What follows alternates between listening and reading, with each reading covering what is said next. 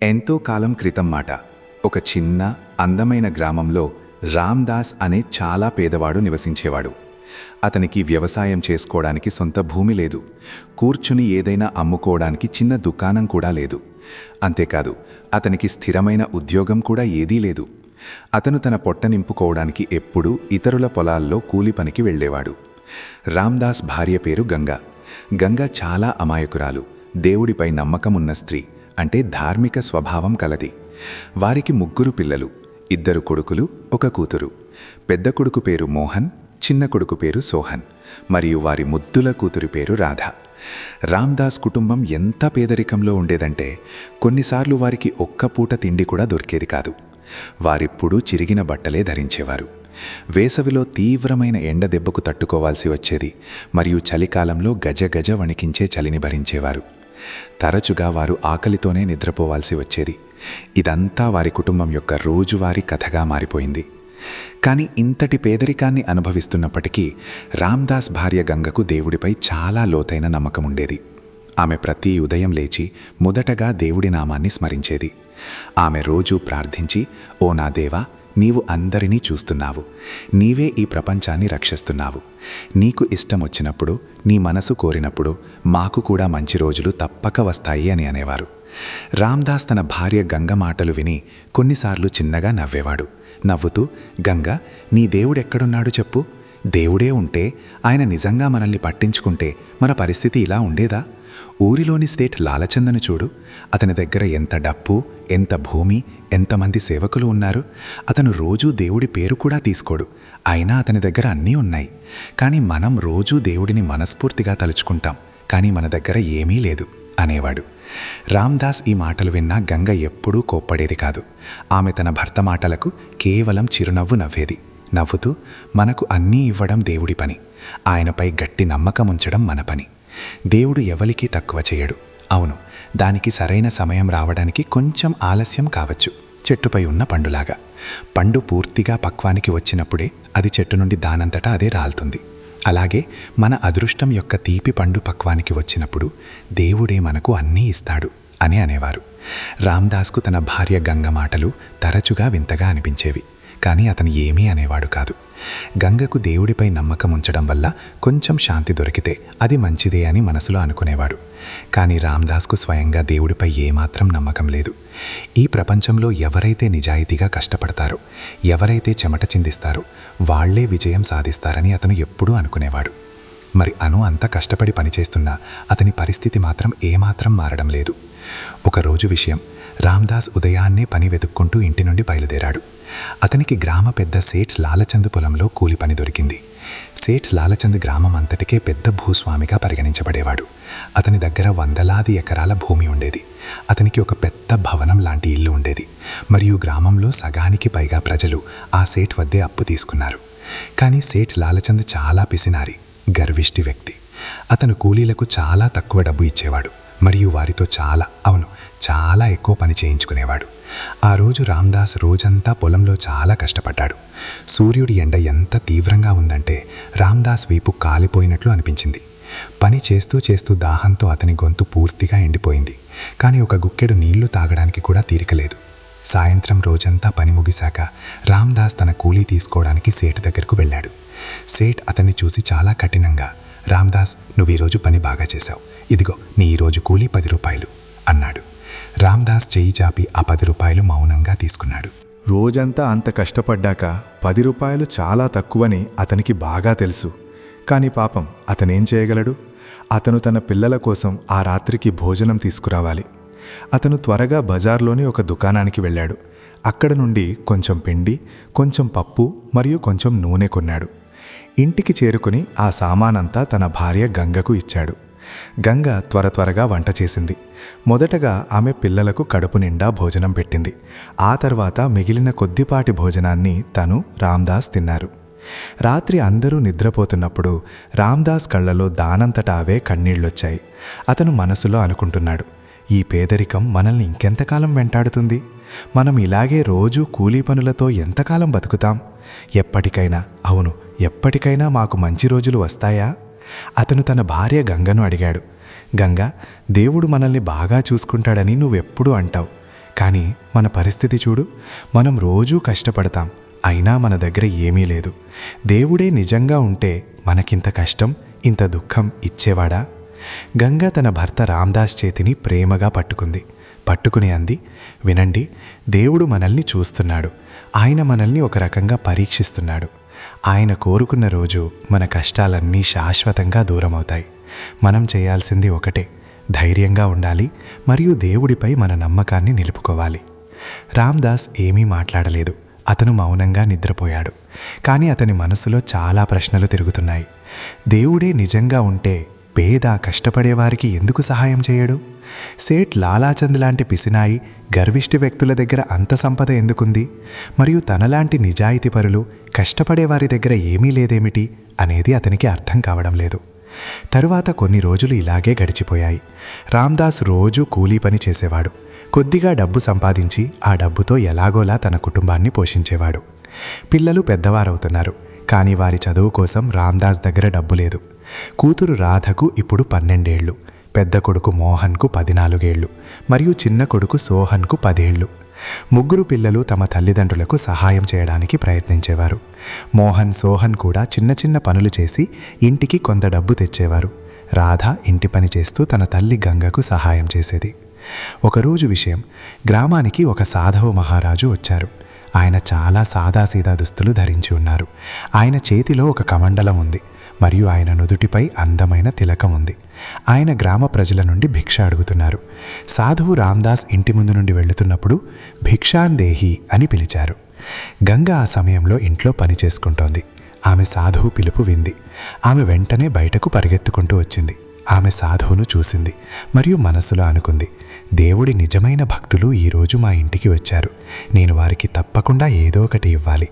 కానీ ఇంట్లో ఇవ్వడానికి ఏమీ లేదు. ఇంట్లో ఉదయం మిగిలిన కొద్దిపాటి భోజనం మాత్రమే ఉంది. ఆ భోజనం కూడా పిల్లలకు మధ్యాహ్నం పెట్టడానికి దాచిపెట్టింది. గంగ ఒక క్షణం ఆలోచించింది ఏం చేయాలో. కానీ తరువాత వెంటనే మనసులో ఒక గట్టి నిర్ణయం తీసుకుంది. ఆమె ఆ కొద్దిపాటి మిగిలిన భోజనాన్ని ఒక గిన్నెలో తీసి గౌరవంగా సాధువుకి ఇచ్చింది. సాధువు చిరునవ్వుతో ఆ భోజనాన్ని సంతోషంగా స్వీకరించారు. మరి అన్నారు, అమ్మా, దేవుడు నిన్ను ఎల్లప్పుడూ సుఖంగా ఉంచుగాక. నీవు ఆకలితో ఉండి కూడా నాకు భోజనం పెట్టావు. దేవుడు నీ ఈ నిజాయితీ సేవను ఎప్పటికీ మరువడు.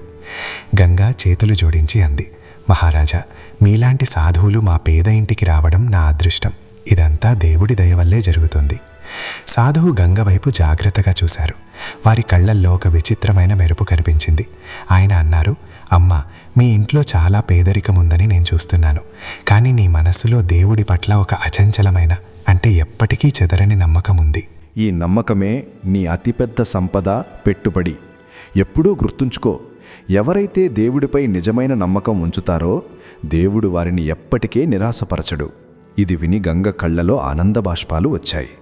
ఆమె అంది, మహారాజా, నా ముద్దుల పిల్లలకు కడుపు నిండా భోజనం దొరకాలి మరియు నా భర్తకు ఒక మంచి పని దొరకాలి. అంతే నేను కోరుకుంటున్నాను. మిగిలింది దేవుడు ఏది కోరితే అదే మాకు మంచిది. సాధువు చిరునవ్వుతో అన్నారు, అమ్మా, నీ ఈ సరళత, నీ ఈ గట్టి నమ్మకమే నిన్నొకరోజు చాలా ఎత్తుకు తీసుకెళ్తుంది. దేవుడు నిన్ను పరీక్షిస్తున్నాడు. నీ ఈ పరీక్ష పూర్తయినప్పుడు నీకు దాని తీపి ఫలం తప్పక దొరుకుతుంది. ధైర్యంగా ఉండు మరియు ఎల్లప్పుడూ దేవుడి నామాన్ని స్మరిస్తూ ఉండు. అంత చెప్పి సాధువు మహారాజు ముందుకు సాగారు. గంగ అక్కడే నిలబడిపోయింది. ఆమెకు సాధువు మాటలతో మనస్సులో ఒక విచిత్రమైన శాంతి లభించింది. సాధువు వచ్చి తన మనస్సులోని గందరగోళాలన్నింటినీ దూరం చేసినట్లు ఆమె కనిపించింది. సాయంత్రం రామ్దాస్ పని నుండి ఇంటికి తిరిగి వచ్చాక గంగ అతనికి సాధువు గురించి అంతా చెప్పింది. రామ్దాస్ విని కొంచెం కోపంతో అన్నాడు, నువ్వు మళ్ళీ అదే తప్పు చేశావు. మన ఇంట్లో మనకే తినడానికి తిండి లేదు. మన పిల్లలు ఆకలితో ఉన్నారు. నువ్వు ఆ భోజనాన్ని ఒక సాధువుకిచ్చేశావు. ఇదేమి భక్తి? గంగ చాలా శాంతంగా జవాబిచ్చింది, వినండి, సాధువులు దేవుడి రూపాలే. వారికి భోజనం పెట్టడం అంటే దేవుడికే భోజనం పెట్టినట్లు. మరియు దేవుడు మనల్ని ఎప్పుడూ ఆకలితో ఉంచడు. చూడండి, నేను సాధువుకు భోజనం ఇచ్చాను. ఇప్పుడే పక్కింటి రాధిక గారు మనకు కొంచెం భోజనం పంపించారు. ఇదే దేవుడి మాయ. రామ్దాస్కు తన భార్య మాటలపై ఇంకా నమ్మకం కలగలేదు. కానీ అతను ఏమీ అనలేదు. ఆ రాత్రి వారు పక్కింటి నుండి వచ్చిన భోజనం తిని నిద్రపోయారు. ఆ తర్వాత మరికొన్ని రోజులు గడిచిపోయాయి. రామ్దాస్ కష్టపడటం ఆగలేదు. కానీ అతని పేదరికం కొంచెం కూడా తగ్గలేదు. ఒకరోజు అతనికి సేట్ లాలచంద్ పొలాన్ని మళ్లీ పని దొరికింది. ఆ రోజు సేట్ పొలంలో ఒక బావి తవ్వే పని జరుగుతోంది. రామ్దాస్ మరికొంతమంది కూలీలు కూడా బావి తవ్వే పనిలో నిమగ్నమై ఉన్నారు. మధ్యాహ్నం అందరూ తమ భోజనాలు చేస్తుండగా రామ్దాస్ ఒక మూలన కూర్చుని ఆలోచిస్తున్నాడు. అతని దగ్గర తినడానికి ఏమీ లేదు. గంగ ఉదయం 2 రొట్టెలు చేసి ఇచ్చింది. అవి మాత్రమే అతని దగ్గరున్నాయి. అప్పుడే అక్కడికి ఒక భిక్షగాడు వచ్చాడు. అతను చాలా బలహీనంగా, వృద్ధుడిగా ఉన్నాడు. అతని బట్టలు చిరిగిపోయి ఉన్నాయి మరియు ముఖం పూర్తిగా వాడిపోయి ఉంది. అతను కూలీల నుండి భిక్ష అడుగుతున్నాడు. కానీ ఎవ్వరూ అతనికి ఏమీ ఇవ్వడం లేదు. అందరూ తమ భోజనంలో నిమగ్నమై ఉన్నారు. భిక్షగాడు నడుచుకుంటూ రామ్దాస్ దగ్గరకు వచ్చి చాలా దీనంగా అన్నాడు, బాబు, నాకు తినడానికి ఏదైనా ఇవ్వు. నేను 2 రోజులుగా ఆకలితో ఉన్నాను. రామ్దాస్ ఆ భిక్షగాడిని జాగ్రత్తగా చూశాడు. అతని కళ్ళలో ఆకలి బాధ స్పష్టంగా కనిపిస్తోంది. రామ్దాస్ తన 2 రొట్టెలను చూశాడు. అతనికి కూడా చాలా ఆకలిగా ఉంది. కానీ ఆ భిక్షగాడి పరిస్థితి చూసి అతని మనస్సు కరిగింది. అతను అనుకున్నాడు, ఈ వృద్ధుడు నాకంటే ఎక్కువ అవసరంలో ఉన్నాడు. నేను సాయంత్రం ఇంటికి వెళ్ళి ఏదో ఒకటి తింటాను. కానీ ఇతనికి ఇప్పుడు ఎవరు తినిపిస్తారు? రామ్దాస్ ఏమీ ఆలోచించకుండా తన 2 రొట్టెలను ఆ భిక్షగాడికి ఇచ్చేశాడు. భిక్షగాడి కళ్ళలో ఆనంద బాష్పాలు వచ్చాయి. అతను దీవించాడు. అతనన్నాడు, బాబు, దేవుడు నిన్ను చల్లగా చూస్తాడు. నువ్వు నాలాంటి పనికిరాని వాడికి భోజనం పెట్టావు. దేవుడు నీకు దీని ఫలాన్ని తప్పకుండా ఇస్తాడు. రామ్దాస్ చిరునవ్వుతో అన్నాడు, బాబా, మీరు పనికిరాని వారు కాదు. మీరు దేవుడి పిల్లలు. నేను కూడా దేవుడి బిడ్డనే. మనమందరం ఒకటే. భిక్షగాడు ఆసక్తిగా రొట్టెలు తిని అక్కడి నుండి వెళ్ళిపోయాడు. రామ్దాస్ ఆకలితోనే ఉండిపోయాడు. అతను కొంచెం నీళ్లు తాగి మళ్ళీ త్వరగా పనిలో నిమగ్నమయ్యాడు. సాయంత్రం అతని ఇంటికి తిరిగి వచ్చేసరికి అతనికి చాలా ఆకలిగా ఉంది. గంగ అప్పటికే అతని కోసం వేడి భోజనం సిద్ధం చేసి ఉంచింది. భోజనం చేసేటప్పుడు రామ్దాస్ గంగకు ఆ రోజు జరిగిన సంఘటన గురించి పూర్తిగా చెప్పాడు. గంగ ఇది విని చాలా సంతోషించింది. ఆమె అంది, చూశారా, నేను చెప్పాను కదా, మీ మనసులో కూడా ఎంత దయ నిండి ఉందో. మీరు ఈరోజు ఆకలితో ఉండి కూడా ఒక వృద్ధుడికి భోజనం పెట్టారు. ఇది మీ అతి పెద్ద దానం. ఇది మీ అతి పెద్ద పూజ. దేవుడు మీకు దీని ఫలాన్ని తప్పకుండా ఇస్తాడు. రామ్దాస్ అన్నాడు, గంగ, దేవుడు ఉన్నాడో లేడో నాకింకా తెలియదు. కానీ ఈరోజు నేను చేసిన పని నేను నా మనస్ఫూర్తిగా చేశాను. ఆ వృద్ధుడి దుస్థితి చూసి నేను ఉండలేకపోయాను. గంగ చిరునవ్వుతో అంది, ఇదే దేవుడిని చేరే మార్గం. మనం ఎవరికైనా సహాయం చేసినప్పుడు అది కూడా ఏమీ ఆలోచించకుండా, అదే నిజమైన భక్తి. ఆ రాత్రి రామ్దాస్ చాలా గాఢంగా నిద్రపోయాడు. అతనికి ఒక విచిత్రమైన కల వచ్చింది. కలలో అతను ఒక పెద్ద భవ్యమైన గుడిలో నిలబడి ఉన్నాడు. గుడిలోపల దేవుడి ఒక పెద్ద విగ్రహం ఉంది. విగ్రహం నుండి ఒక తీవ్రమైన కాంతి వెలువడుతోంది. అప్పుడు దేవుడి గొంతు వినిపించింది, రామ్దాస్, నీ పరీక్ష ఇప్పుడు ముగిసింది. నువ్వు నీ భార్య జీవితంలో చాలా కష్టాలు పడ్డారు. కానీ మీరు ఎప్పుడూ మీ ధర్మాన్ని వీడలేదు. మీరు ఎప్పుడూ ఇతరులకు సహాయం చేశారు. ఇప్పుడు మీ అదృష్టం యొక్క తీపి ఫలం పక్వానికి వచ్చే సమయం వచ్చింది. రామ్దాస్ కలలోనే అడిగాడు, ఓ దేవా, కానీ నేను మీపై నమ్మకం కూడా ఉంచలేదు. మరి మీరు నాకింత పెద్ద ఆశీర్వాదం ఎందుకిస్తున్నారు? దేవుడు అన్నాడు, రామ్దాస్, నమ్మకం కేవలం మాటలలో ఉండదు. అది నిజమైన కర్మలలో కనిపిస్తుంది. నువ్వు నాపై నమ్మకం ఉంచకపోయినా నువ్వు నా పిల్లలకే సహాయం చేశావు. నువ్వు పేదలకు, ఆకలితో ఉన్నవారికి మరియు అవసరమైన వారికి సేవ చేశావు. ఇదే నిజమైన భక్తి. ఇప్పుడు నీ జీవితంలో ఒక పెద్ద మార్పు రాబోతోంది. కల అక్కడితో ముగిసి రామ్దాస్కు మెలకువ వచ్చింది. అతనికి ఆ కల బాగా గుర్తుంది. అతను అనుకున్నాడు, ఇది కేవలం ఒక కల, కానీ ఎంత మంచి, ఎంత అందమైన కల. మరుసటి ఉదయం రామ్దాస్ రోజులాగే మామూలుగా పనికి బయలుదేరాడు. అతను సేఠ్ లాలాచంద్ పొలానికి చేరుకున్నాడు. సేఠ్ అతనితో అన్నాడు, రామ్దాస్, ఈరోజు నువ్వు వేరే పొలంలో పని చేయాలి. అక్కడ ఒక చాలా పాత బావి ఉంది. దాన్ని నువ్వు బాగా శుభ్రం చేయాలి. రామ్దాస్ ఆ వేరే పొలానికి వెళ్ళాడు. ఆ పొలం గ్రామ బయట కొంచెం దూరంలో ఉంది. అక్కడ నిజంగానే ఒక చాలా పాత బావి ఉంది. బావి చాలా లోతుగా ఉంది మరియు దానిలో చాలా మురికి, చెత్త నిండి ఉంది. రామ్దాస్ తన నడుముకు తాడు కట్టుకొని నెమ్మదిగా బావిలోకి దిగడం మొదలుపెట్టాడు.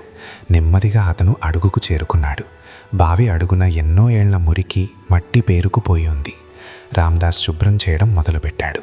అతను మురికిని ఒక్కొక్కటిగా బయటకు విసురుతున్నాడు. అప్పుడు అకస్మాత్తుగా అతని చేతికి ఏదో గట్టి వస్తువు తగిలింది. అతను జాగ్రత్తగా చూశాడు. అది ఒక లోహంతో చేసిన పాత పెట్టె. పెట్టె చాలా బరువుగా ఉంది మరియు దానిపై మట్టి పొరలా పేరుకుపోయి ఉంది. రామ్దాస్ అనుకున్నాడు, ఇదేంటి, బహుశా ఇది ఎవరో వదిలేసిన పాత వస్తువు కావచ్చు. అతను పెట్టెకు తాడు కట్టి పైకి పంపించాడు. తర్వాత తను కూడా పైకి వచ్చాడు. అతను పెట్టెను బాగా శుభ్రం చేశాడు. పెట్టె చాలా పాతది, కానీ అది చాలా బలంగా కూడా ఉంది. దానిపై ఒక పాత తాళం ఉంది. రామ్దాస్ ఒక రాయితో తాళం పగలగొట్టడానికి ప్రయత్నించాడు. కొంచెం కష్టపడ్డాక ఆ తాళం పగిలింది. రామ్దాస్ ఆ పెట్టెను తెరిచినప్పుడు అతని కళ్ళు ఆశ్చర్యంతో పెద్దవయ్యాయి. పెట్టె లోపల బంగారు నాణేలు, వజ్రాలు మరియు చాలా విలువైన వస్తువులు నిండి ఉన్నాయి. ఇంత నిధిని అతను తన జీవితంలో ఎప్పుడూ చూడలేదు. ఇదంతా ఏంటో అతనికి అర్థం కాలేదు.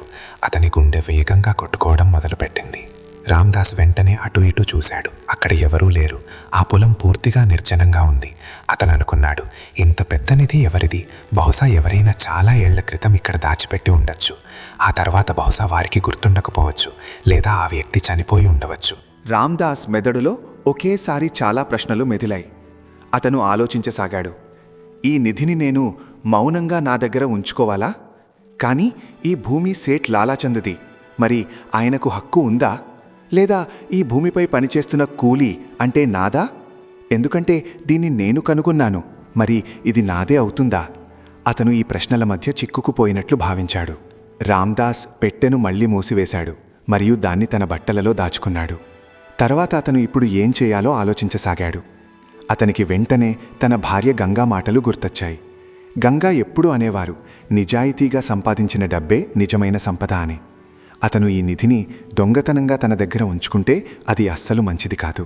కానీ మరోవైపు రామ్దాస్కు తన ముద్దుల పిల్లలు గుర్తొచ్చారు. అతని కూతురు రాధ ఇప్పుడు పెళ్లి వయసుకి వస్తోంది. కానీ అతని దగ్గర కట్నానికి ఒక్క పైసా కూడా లేదు. అతని కొడుకులు మోహన్, సోహన్ చదువుకోవాలనుకుంటున్నారు. కానీ స్కూల్ ఫీజు కట్టడానికి డబ్బు లేదు.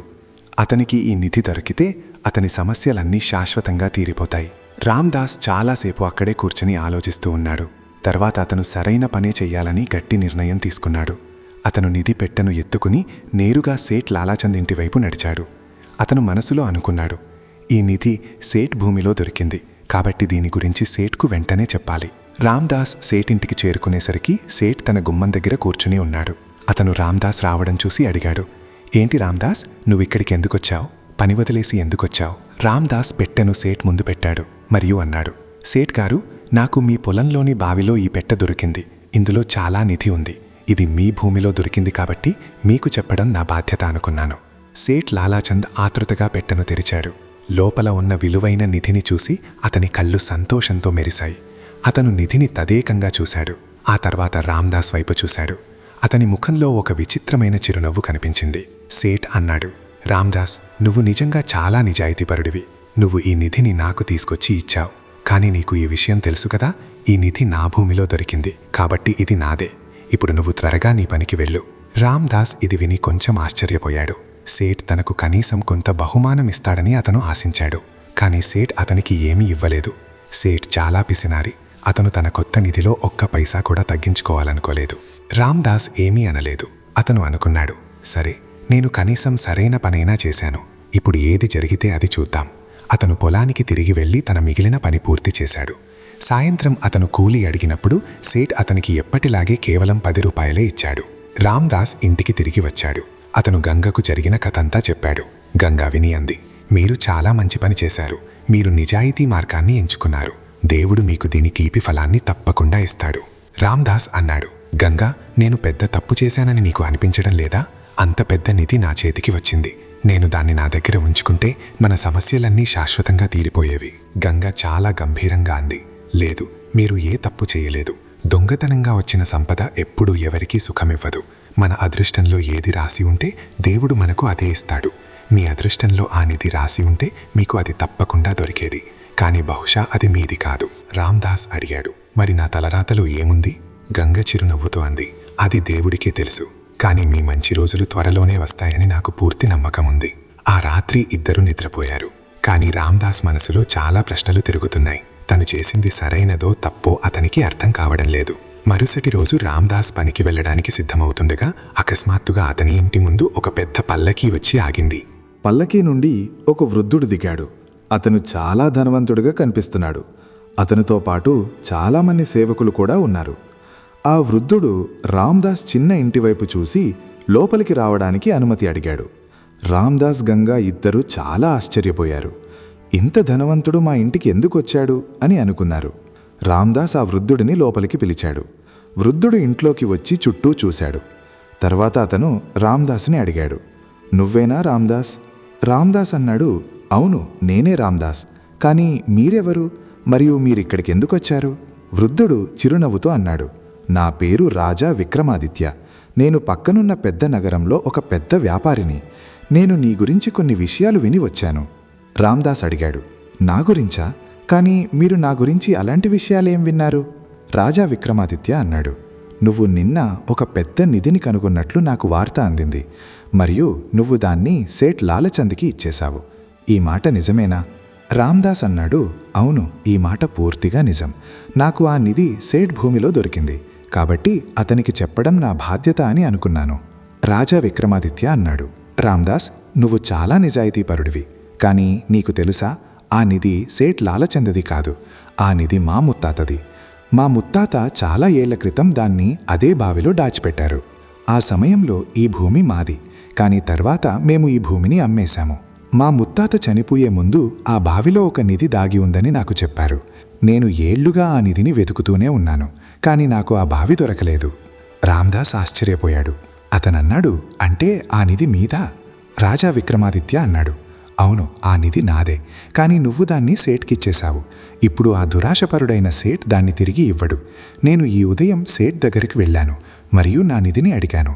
కానీ సేట్ ఈ నిధి తన భూమిలో దొరికింది కాబట్టి ఇది తనదే అని స్పష్టంగా చెప్పేశాడు. నేను అతనికి అర్థమయ్యేలా చెప్పడానికి చాలా ప్రయత్నించాను.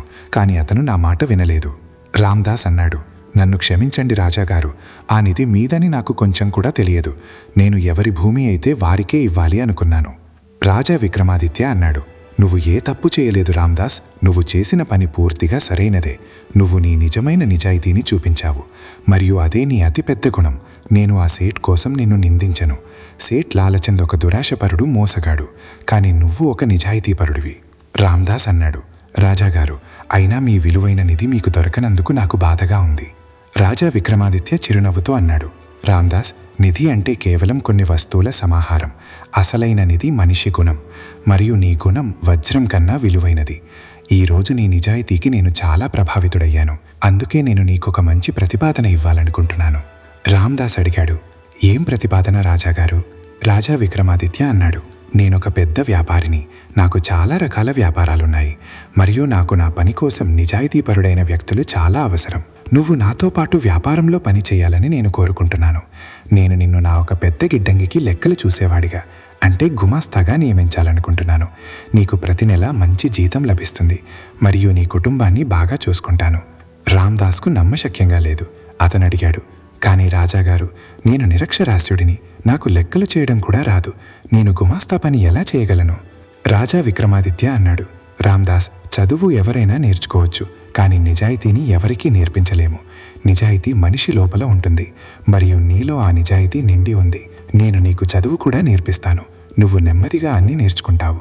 కానీ నాకు నీలాంటి నిజాయితీపరుడే అన్నింటికన్నా ముఖ్యం. ఇప్పటి వరకు మౌనంగా అన్నీ వింటున్న గంగా కళ్లలో ఆనంద బాష్పాలొచ్చాయి. ఆమె వెంటనే చేతులు జోడించి రాజా విక్రమాదిత్యకు ధన్యవాదాలు తెలిపింది. ఆమె అంది, రాజాగారు, ఇది నిజంగా దేవుడి దయ. నా భర్తకు ఏదైనా మంచి పని ఇవ్వమని నేనెప్పుడూ దేవుణ్ణి ప్రార్థించేదాన్ని. ఈరోజు దేవుడు నా ప్రార్థన విన్నాడు. రాజా విక్రమాదిత్య చిరునవ్వుతో అన్నాడు, అవునమ్మా, ఇదంతా దేవుడి దయే. దేవుడు నిజాయితీపరులకు ఎప్పుడూ సహాయం చేస్తాడు. రామ్దాస్ వెంటనే రాజా విక్రమాదిత్య ప్రతిపాదనను అంగీకరించాడు. మరుసటి రోజు నుండే అతను రాజా పెద్ద గిడ్డంగిలో పనిచేయడం ప్రారంభించాడు. రాజా అతనికొక మంచి ఇల్లు కూడా ఇచ్చాడు మరియు అతని పిల్లలను పాఠశాలలో చేర్పించాడు. రామ్దాస్ జీవితంలో అకస్మాత్తుగా ఒక పెద్ద మార్పు వచ్చింది. కానీ ఈ కథ ఇక్కడితో ముగియలేదు. మరికొన్ని నెలలు గడిచాయి. రామ్దాస్ ఇప్పుడు రాజా విక్రమాదిత్య గిడ్డంగిలో గుమాస్తాగా, అంటే లెక్కలు చూసేవాడిగా పనిచేస్తున్నాడు. అతను పూర్తి నిజాయితీతో తన పనిచేసేవాడు. రాజా అతని పట్ల చాలా సంతోషంగా ఉన్నాడు. రామ్దాస్ పిల్లలు ఇప్పుడు రోజూ పాఠశాలకు వెళ్లడం ప్రారంభించారు. మోహన్, సోహన్ ఇద్దరూ చదువులో చాలా చురుకుగా ఉన్నారు. రాధ కూడా ఇంటి పని చూసుకుంటూ తన తల్లికి సహాయం చేసేది. ఒకరోజు రామ్దాస్ గిడ్డంగిలో తన పని చేసుకుంటున్నాడు. అప్పుడక్కడికి ఒక వ్యక్తి వచ్చాడు. ఆ వ్యక్తి చాలా ఆందోళనగా కనిపిస్తున్నాడు. అతను రామ్దాస్తో అన్నాడు, అయ్యా, నేను రాజా విక్రమాదిత్య గారిని కలవాలి. మీరు నన్ను ఆయనతో కల్పించగలరా? రామ్దాస్ అడిగాడు, ఏం విషయం? మీరెవరు? ఆ వ్యక్తి అన్నాడు, నా పేరు శంకర్. నేను పక్క ఊరి నుండి వచ్చాను. నాకు రాజాగారి నుండి కొంత సహాయం కావాలి. రామ్దాస్ అన్నాడు, సరే, మీరు కూర్చోండి, నేను రాజాగారిని పిలుస్తాను. రామ్దాస్ రాజా విక్రమాదిత్యను పిలిచాడు. రాజా వచ్చి శంకర్తో మాట్లాడాడు. శంకర్ రాజాకు తన గ్రామంలో వరదలు వచ్చాయని, తన ఇల్లు పొలం అన్నీ నాశనమయ్యాయని చెప్పాడు. తన దగ్గర ఇప్పుడు తినడానికి ఏమీ లేదని, రాజా సహాయం కోసం వచ్చానని చెప్పాడు. రాజా విక్రమాదిత్య శంకర్ చెప్పిందంతా విని అతనికి కొంత డబ్బు ధాన్యం ఇస్తానని హామీ ఇచ్చాడు. శంకర్ చాలా సంతోషంగా అక్కడి నుండి వెళ్ళిపోయాడు. రామ్దాస్ రాజాకు ధన్యవాదాలు చెప్పాడు. అతనన్నాడు, రాజాగారు, మీరు నిజంగా చాలా దయగలవారు. మీరు పేదలకు ఇంత సహాయం చేస్తున్నారు.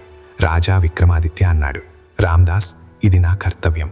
దేవుడు నాకు ధనమిచ్చాడు, మరియు ఈ ధనం కేవలం నా కోసం కాదు, ఇది అవసరమైన వారి కోసం కూడా. నేను నా ధనంతో అవసరమైన వారికి సహాయం చేయకపోతే నా ఈ ధనం దేనికి? రామ్దాస్కు రాజా మాటలు చాలా నచ్చాయి.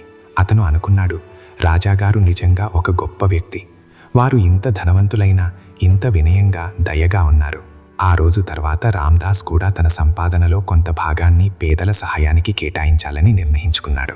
ప్రతి నెల అతను తన జీతంలో 10వ వంతు పేదలకు దానం చేయడం ప్రారంభించాడు. కొన్నిసార్లు ఆకలితో ఉన్నవారికి భోజనం పెట్టేవాడు, కొన్నిసార్లు పేదల వైద్యానికి డబ్బు సహాయం చేసేవాడు, మరికొన్నిసార్లు పిల్లల చదువుకు సహాయం చేసేవాడు. గంగా తన భర్తలో వచ్చిన ఈ పెద్ద మార్పును చూసి చాలా సంతోషించింది. ఆమె అంది, చూశారా, దేవుడు మనల్ని చూసుకుంటాడని నేను చెప్పాను కదా. ఈరోజు మన దగ్గర అన్నీ ఉన్నాయి. మంచి ఇల్లు, మంచి పని, పిల్లలకు చదువు, మరియు ఇదంతా దేవుడి దయ వల్లే జరిగింది. రామ్దాస్ అన్నాడు, అవును గంగా, నువ్వు చెప్పింది పూర్తిగా నిజం. నేను మొదట దేవుడిని నమ్మలేదు, కానీ ఇప్పుడు దేవుడు నిజంగా ఉన్నాడని, ఆయన ప్రతి ఒక్కరిని మనస్ఫూర్తిగా చూసుకుంటాడని నాకు బాగా అర్థమైంది. సమయం నెమ్మదిగా గడిచిపోయింది. రామ్దాస్ జీవితంలో నెమ్మదిగా మరిన్ని మార్పులు రావడం ప్రారంభించాయి. రాజా విక్రమాదిత్య అతనికి తన వ్యాపారంలో ఒక భాగాన్ని ఇచ్చాడు. ఇప్పుడు రామ్దాస్ కేవలం గుమాస్తా కాదు, రాజా భాగస్వామి అయ్యాడు. అతని దగ్గర ఇప్పుడు మంచి సంపద చేరింది. కానీ సంపద వచ్చినా రామ్దాస్ ఏమాత్రం మారలేదు. అతను మునుపటిలాగే సరళంగా, నిజాయితీగా ఉన్నాడు. అతను ఎప్పుడూ పేదలకు సహాయం చేసేవాడు. అతను తన గ్రామంలో ఒక పాఠశాల తెరిచాడు. అక్కడ పేద పిల్లలు ఉచితంగా చదువుకోవచ్చు. అతను ఒక పెద్ద బావి కూడా తవ్వించాడు. తద్వారా గ్రామ ప్రజలకు స్వచ్ఛమైన నీరు లభిస్తుంది. ఒకరోజు విషయం, రామ్దాస్ తన ఇంట్లో కూర్చునున్నాడు. అప్పుడొక వ్యక్తి వచ్చాడు. ఆ వ్యక్తి చాలా పేదవాడు. అతని బట్టలు చిరిగిపోయి ఉన్నాయి. రామ్దాస్ అతన్ని వెంటనే గుర్తుపట్టాడు. అతను సేఠ్ లాలచంద్. రామ్దాస్ కనుగొన్న నిధిని తన దగ్గర ఉంచుకున్న అదే సేఠ్. రామ్దాస్ ఆశ్చర్యపోయాడు. అతనడిగాడు, సేఠ్ గారు, మీరా? మీ దుస్థితికి కారణమేమిటి? సేఠ్ లాలచంద్ కళ్లల్లో నీళ్లు నిండాయి. అతనన్నాడు, రామ్దాస్, నేను జీవితంలో చాలా పెద్ద తప్పు చేశాను. నువ్వు నాకు ఆ నిధి ఇచ్చినప్పుడు నేను చాలా సంతోషించాను. నేను ఇంకా ధనవంతుడినవుతానని అనుకున్నాను. కానీ ఆ నిధి నన్ను పూర్తిగా నాశనం చేసింది. రామ్దాస్ అడిగాడు, ఏమైంది సేఠ్ గారు, వివరంగా చెప్పండి. సేఠ్ లాలచంద్ అన్నాడు, ఆ నిధిపై దురాశతో నేను మరింత దురాశపరుడినయ్యాను. నేను తప్పుడు మార్గాలలో మరింత డబ్బు సంపాదించడానికి ప్రయత్నించాను. నేను ప్రజల భూములను లాక్కోవడానికి ప్రయత్నించాను. పేదలకు అధిక వడ్డీకి అప్పులిచ్చి వారి భూములను లాక్కున్నాను. కానీ దేవుడికి నా ఈ పనులు నచ్చలేదు. ఒకరోజు అకస్మాత్తుగా నా ఇంట్లో పెద్ద అగ్ని ప్రమాదం జరిగింది. నా సంపదంతా బూడిదైపోయింది. ఆ తర్వాత నాకొక పెద్ద వ్యాధి వచ్చింది. వైద్యానికి మిగిలిన డబ్బంతా ఖర్చు చేయాల్సి వచ్చింది. ఇప్పుడు నా దగ్గర ఏమీ లేదు. నా భూములన్నీ అమ్ముడుపోయాయి. నేను పూర్తిగా నిరుపేదనయ్యాను. రామ్దాస్కు సేటుపై చాలా జాలి కలిగింది. అతనన్నాడు, సేటుగారు, మీరేమాత్రం చింతించకండి. దేవుడు అందరినీ క్షమిస్తాడు. మీరు ప్రశాంతంగా కూర్చోండి. రామ్దాస్ సేట్కు కడుపు నిండా భోజనం పెట్టాడు. తర్వాత అతనికి కొంత డబ్బు ఇచ్చి, సేటుగారు, ఈ డబ్బుతో మీరు ఏదైనా చిన్న పని ప్రారంభించండి. మరియు ఎప్పుడూ గుర్తుంచుకోండి, దురాశ మంచిది కాదు. దేవుడు మనకిచ్చిందే మనకు సంతోషం. ఎక్కువ ఆశతో ఉన్నదంతా కోల్పోకూడదు అని అన్నాడు. సేఠ్ లాలచంద్ కళ్లల్లో నీళ్లు వచ్చాయి. అతనన్నాడు, రామ్దాస్, నేను నీకు చాలా అన్యాయం చేశాను. నువ్వు నాకు నిధి ఇచ్చావు, కానీ నేను నీకు ఏమీ ఇవ్వలేదు. ఈరోజు నేను ఇంత కష్టంలో ఉంటే నువ్వు నాకు సహాయం చేస్తున్నావు. నువ్వు నిజంగా ఒక గొప్ప వ్యక్తివి. రామ్దాస్ అన్నాడు, సేట్ గారు, నేను గొప్పవాడిని కాదు, నేనొక సాధారణ మనిషిని. కానీ నిజమైన సుఖం ఇతరులకు సహాయం చేయడంలోనే ఉందని నేను జీవితంలో నేర్చుకున్నాను. దేవుడు నాకు చాలా ఇచ్చాడు. ఇప్పుడు నేను కూడా ఇతరులకు సహాయం చేయడం నా బాధ్యత. సేట్ లాలచంద్ అక్కడ నుండి వెళ్ళిపోయాడు. రామ్దాస్ తన స్థానంలో కూర్చునున్నాడు. అతనికి తన పాత పేద జీవితం గుర్తొచ్చింది. తాను ఒక పేద కూలీ నుండి ఒక విజయవంతమైన వ్యాపారిగా ఎలా మారాడో ఆలోచించసాగాడు. అతనికి తన భార్య గంగ మాటలు గుర్తొచ్చాయి. సరైన సమయం వచ్చినప్పుడు దేవుడు అన్నీ మారుస్తాడని గంగ ఎప్పుడూ అనేవారు. రామ్దాస్ తన జీవితంలో జరిగిన పెద్ద మార్పులన్నీ దేవుడి దయ వల్లే జరిగాయని గ్రహించాడు. అతను తన పేదరికంలో కూడా తాను గంగ కలిసి సాధువుకు ఎలా భోజనం పెట్టారో, ఆకలితో ఉన్న భిక్షగాడికి తన భోజనాన్ని ఎలా ఇచ్చాడో, పూర్తి నిజాయితీతో నిధిని సేట్కు ఎలా ఇచ్చాడో గుర్తు చేసుకున్నాడు. మరియు ఈ పనులన్నీ దేవుడు పెట్టిన పరీక్షలని అతనికి అర్థమైంది. రామ్దాస్కు ఇప్పుడు దేవుడు నిజంగా ప్రతి ఒక్కరిని చూస్తున్నాడని, ప్రతి ఒక్కరి కర్మలను గమనిస్తున్నాడని, మరియు సరైన సమయం వచ్చినప్పుడు ప్రతి ఒక్కరికి వారి మంచి కర్మల ఫలాన్ని తప్పకుండా ఇస్తాడని బాగా అర్థమైంది. ఆ రోజు తర్వాత రామ్దాస్ మరింతగా దేవుడి భక్తిలో మునిగిపోయాడు. అతను రోజూ ఉదయం లేచి దేవుడి నామాన్ని స్మరించేవాడు. అతను గుడికి వెళ్ళేవాడు మరియు పేదలకు భోజనం పెట్టేవాడు. అతను తన గ్రామంలో ఒక పెద్ద గుడి కూడా కట్టించాడు. సమయం గడిచిపోయింది. రామ్దాస్ పిల్లలు ఇప్పుడు పెద్దవారయ్యారు. మోహన్, సోహన్ ఇద్దరూ బాగా చదువుకుని డాక్టర్లయ్యారు. రాధకు కూడా ఒక మంచి ఇంట్లో పెళ్ళయింది. రామ్దాస్, గంగా ఇప్పుడు వృద్ధులయ్యారు. కాని వారిద్దరూ చాలా సంతోషంగా ఉన్నారు. ఒకరోజు రామ్దాస్, గంగా గుడిలో కూర్చుని ఉన్నారు. వారు దేవుణ్ణి ప్రార్థిస్తున్నారు. అప్పుడు ఏళ్ల క్రితం రామ్దాస్ ఇంటికి భిక్ష కోసం వచ్చిన అదే సాధువు మహారాజు వచ్చారు. సాధువు రామ్దాస్, గంగలను చూసి చిరునవ్వు నవ్వారు. సాధువు అన్నారు, రామ్దాస్, నువ్వు నన్ను గుర్తుపట్టావా? రామ్దాస్ సాధువును జాగ్రత్తగా చూశాడు. అతనికి వెంటనే గుర్తొచ్చింది. అతనన్నాడు, అవును మహారాజా, మీరు ఏళ్ల క్రితం మా ఇంటికి వచ్చిన అదే సాధువు. సాధువు అన్నారు, అవును నేనే. నేను ఆ రోజు ఎవరనేది నీకు చెప్పడానికి ఈరోజు వచ్చాను. రామ్దాస్, గంగా ఇద్దరూ ఆశ్చర్యపోయారు. గంగా అడిగింది, మహారాజా, మీరు ఎవరు? సాధువు చిరునవ్వుతో అన్నారు, నేను దేవుడి దూతను. దేవుడు నన్ను భూమి మీదకు పంపాడు, నిజాయితీపరులు, దయగల వారిని కనుగొనడానికి. నేను మీ ఇంటికి వచ్చినప్పుడు మీ దగ్గర ఏమీ లేదు. అయినా నువ్వు నాకు భోజనం పెట్టావు. నీ పిల్లల భోజనాన్ని నాకిచ్చావు. అది నీ పరీక్ష. రామ్దాస్ అడిగాడు, పరీక్ష? ఎలాంటి పరీక్ష? సాధు అన్నారు, అవును, పరీక్ష. దేవుడు ప్రతి ఒక్కరిని పరీక్షిస్తాడు. ఎవరైతే పేదరికంలో కూడా దయగా, నిజాయితీగా ఉంటారో వారికి దేవుడు తప్పకుండా బహుమానమిస్తాడు. నువ్వు, నీ భార్య ఎప్పుడూ సరైన మార్గాన్ని ఎంచుకున్నారు. మీరెప్పుడూ తప్పుడు పని చేయలేదు. మీరెప్పుడూ ఇతరులకు సహాయం చేశారు. అందుకే దేవుడు మీకివన్నీ ఇచ్చాడు. గంగ చేతులు జోడించి అంది, మహారాజా, ఇదంతా దేవుడి దయ. మేము కేవలం మా కర్తవ్యాన్ని నిర్వర్తించాము. సాధు అన్నారు, ఇదే నిజమైన భక్తి.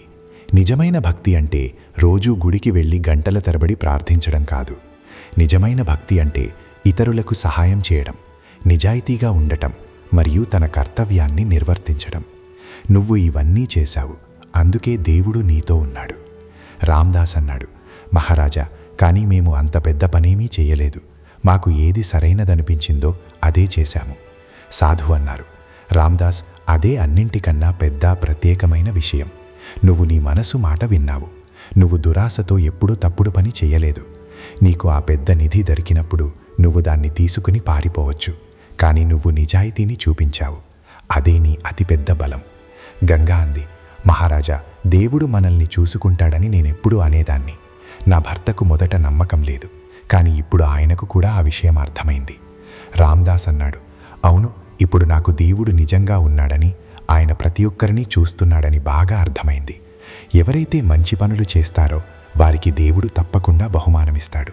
సాధు అన్నారు, రామ్దాస్, నీ జీవితంలో వచ్చిన మార్పులన్నీ నీ మంచి కర్మల తీపి ఫలాలే. దేవుడు నీ తలరాతలో రాసి ఉన్నదంతా నీకిచ్చాడు. కానీ ఆ తలరాతను నువ్వు నీ మంచి కర్మలతో స్వయంగా రాసుకున్నావు. ఎప్పుడూ గుర్తుంచుకో, తలరాత అనేది ముందే రాసిపెట్టిన గీత కాదు. తలరాత అనేది మనం మన కర్మలతో ప్రతిరోజూ రాసుకునేది. రామ్దాస్, గంగా ఇద్దరూ సాధువు పాదాలకు నమస్కరించారు. సాధువు వారిని ఆశీర్వదించి అక్కడి నుండి వెళ్ళిపోయారు. రామ్దాస్, గంగా గుడిలో కూర్చుని దేవుడికి ధన్యవాదాలు చెప్పుకున్నారు. ఆ రాత్రి ఇంటికి చేరుకుని రామ్దాస్ తన పిల్లలను పిలిచాడు. మోహన్, సోహన్, రాధా ముగ్గురూ వచ్చారు. రామ్దాస్ వారికి తన జీవిత కథనంతా చెప్పాడు.